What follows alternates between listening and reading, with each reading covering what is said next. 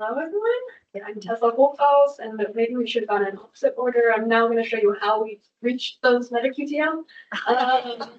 It's all good. It's all good. But also additional work, because not only for RRD, but then we created this framework that we can then apply to all the other traits of interest. So for black spot versus cospora, and then we also looked at defoliation.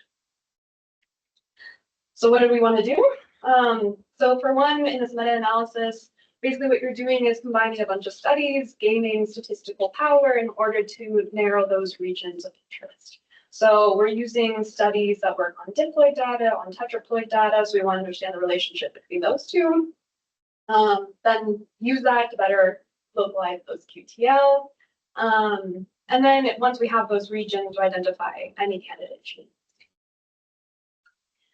So this is a study that he just referenced, that we published. However, as I said, we're basically creating this framework so we can always add additional studies. As new studies come, we're always adding more. So for example, we've taken out data in Tennessee and Oklahoma that hasn't been added to this yet, but it can be. So as I mentioned, we're combining previous studies, and then I also did my own study. So this is kind of an overview of what the others had found. So this is from Ellen Young, the previous postdoc of ours that she published in 2022. She used a multi-parental interrelated diploid population called WSC. And she phenotyped in 2019, 2020, and 2021, both for severity on a scale of 0 to 3. And then she also did CT values. And this is what she found. So the key players being chromosome 1 and 5, also mentioned. She used polymapper and MapFuser for the census map. She has the QTL scan. She used FlexQTL to make roughly a 757 working map. And then on the tetraploid side, we have Jikin Lau, who published this in 2022. He used 2 biparental populations, normally weathered by bright eyes and bright eyes by my girl, with quantitative resistance source bright eyes, and then the exact same phenotyping, so in 2019 to 2021, using the same scales. And this is what he found. So again, linkage group 5 being that key player, but also on 6. He used, in this case, map poly for linkage mapping, and then QTL poly as well as guided QTL because he did a joint study. All right, and then I mentioned we're using previous studies, but also our own. So what I did was I remapped the same populations used. In this case, though, I'm remapping using the HMM chain within MapPoly, which basically uses the physical orders of markers compared to the MDS method that previous studies had used. And then I used a QTL scan using QTL poly. And here's a general quick summary of all the QTL that I found. The top 2 are our tetraploid populations. Again, 3 and 5 look important. And then on the bottom, Ellen had used the 3 largest populations within that WSC. There's only 2 here because I didn't find any QTL for the 3rd one, so that's why there's only 2. And again, 3 and 5, as well as 6, 7 combined. And then I use a software called Biomarketer. So what this does is that for each population, you have a map file that has all the markers and their positions, and then a QTL file, their names, location, year, linkage group, position. And that you can create a consensus map within, or it's called an iterative map in Biomarketer, which is a little snapshot of what the software looks like. And then the actual method is called the Variaris method. There's 2 methods within biomarkers that you could choose. It's basically an extension or an improvement upon the first.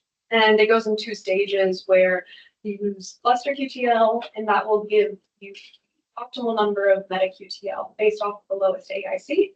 And then the next step, QTL view, which then basically gives you a visual representation of those meta QTL. And it's also important to mention, we're not only just using diploid data and tetraploid data.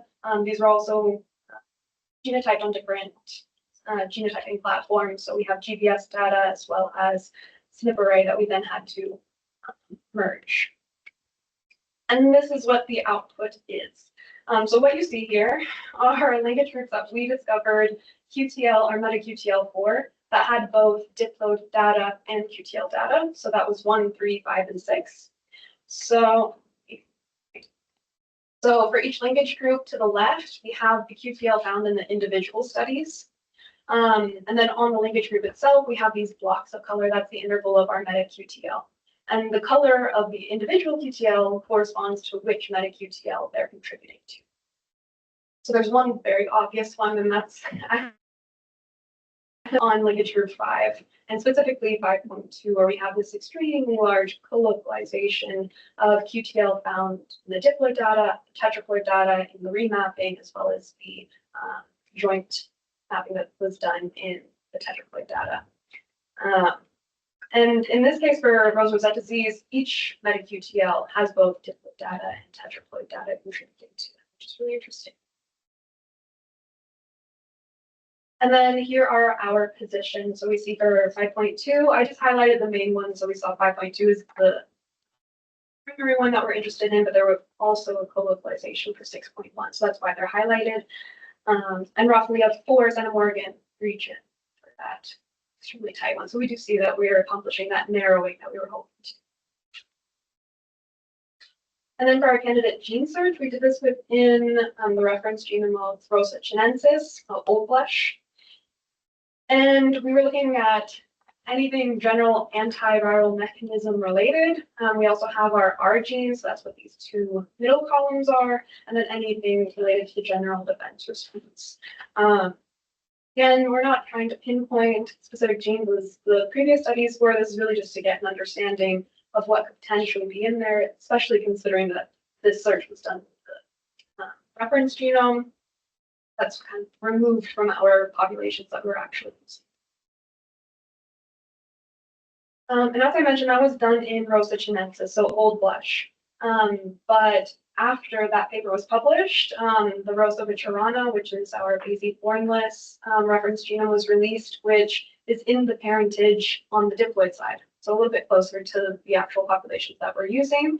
And we found an increase in genes.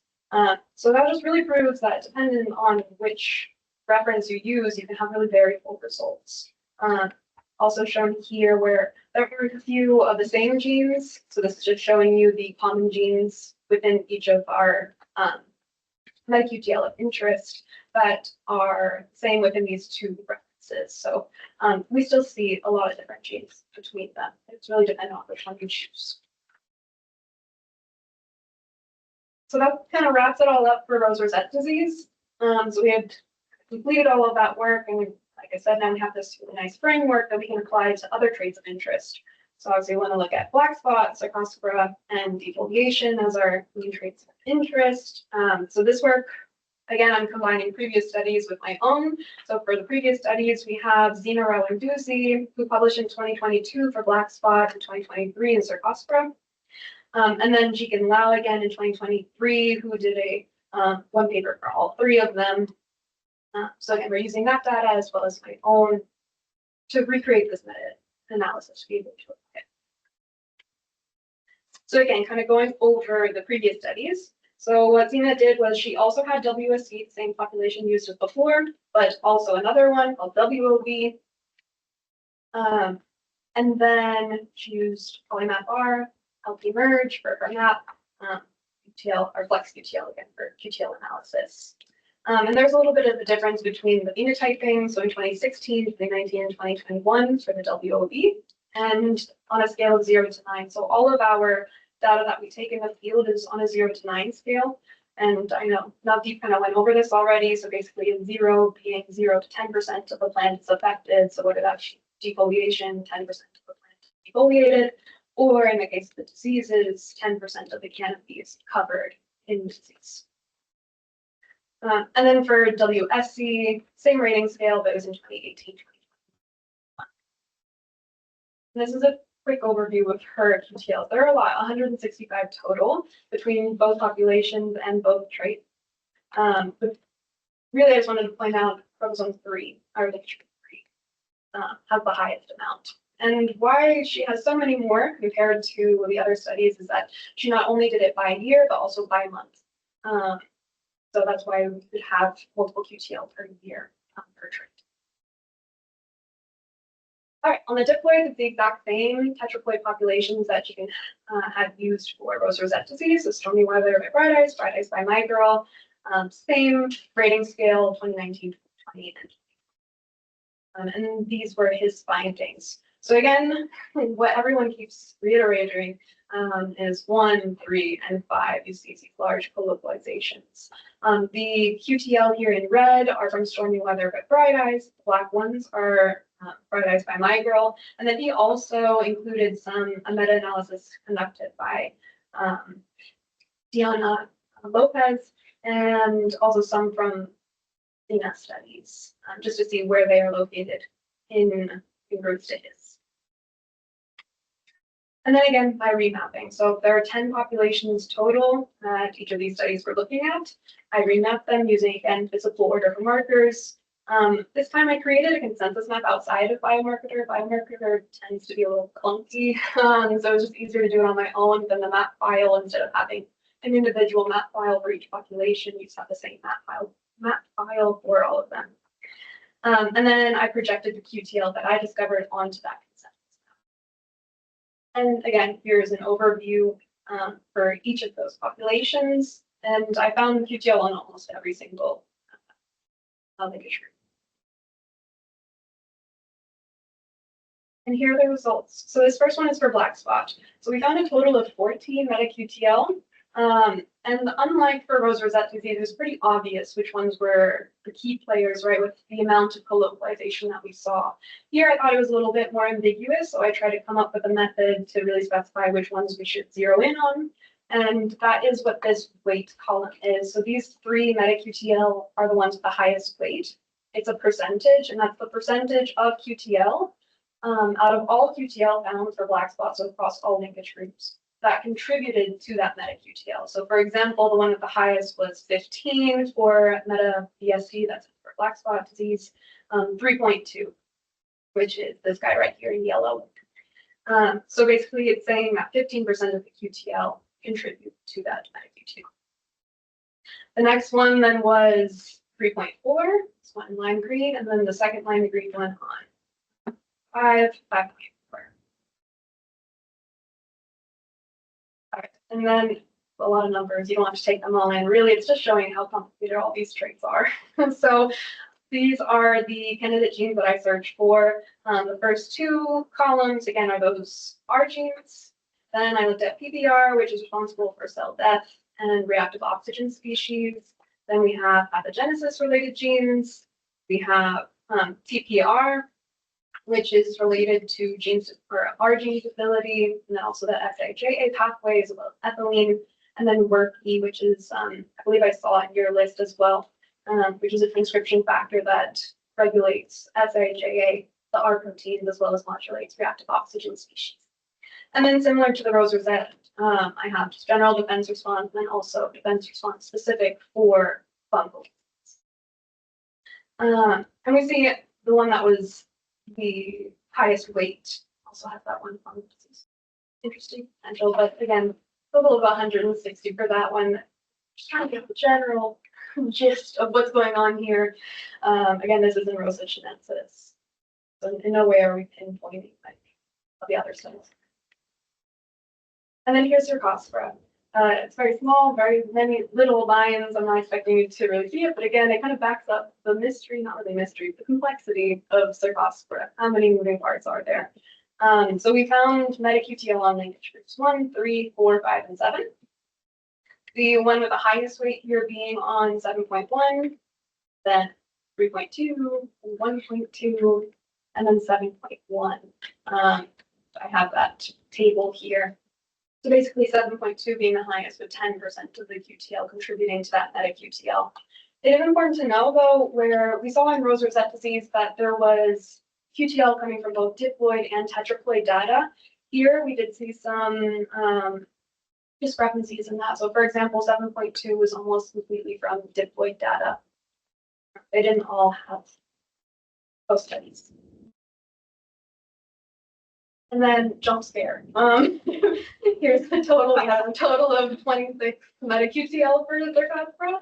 I highlighted again the one with the highest weights, but I like to reiterate just trying to get an idea. And if anything, it displays of this trait. All right, and then finally, as for defoliation, we only found 7 meta-QTL here, on linkage groups 3 and 5. Big surprise. With the highest being 36% of the QTL contributing to DEF 3.1, which is this guy right here. And then second was the second one on linkage group 3, and then this blue one on linkage group 5 was the third highest weight. As for defoliation, what I was looking for again was worthy of that transcription factor I just mentioned, also some of the hormonal regulations, as well as senescence. So again, large number of genes that go into these regions, there's really more work to be able to identify. So overall, just important to understand the genetic factors involved here. We saw that tetraploids and diploids did tend to co-localize specifically for rose-rosette disease, still for the most part on the other traits, for a total of 54 across all 4 traits, meta-QTA. But for the ones that did have the highest weights, we did see really nice narrowing where they range from 1 to 4 centimorgans.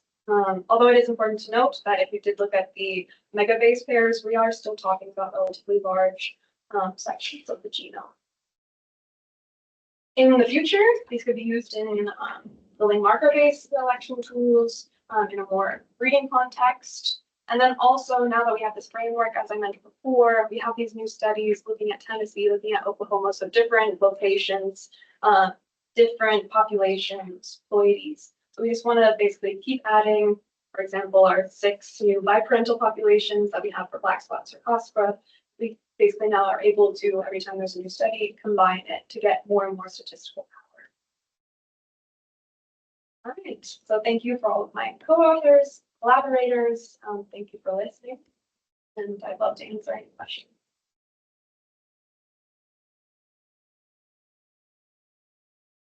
All right, we've got time for questions. That was fast. Tessa, Yeah.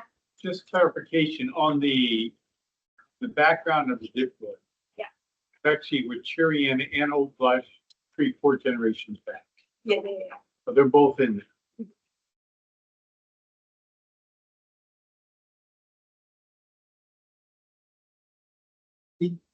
It's not clear for me the lineage of the roses, but did you see any difference between the American roses, or if there is any associated there versus the Asian roses? Interesting. I haven't actually looked at that. Maybe cool to see though. Good question.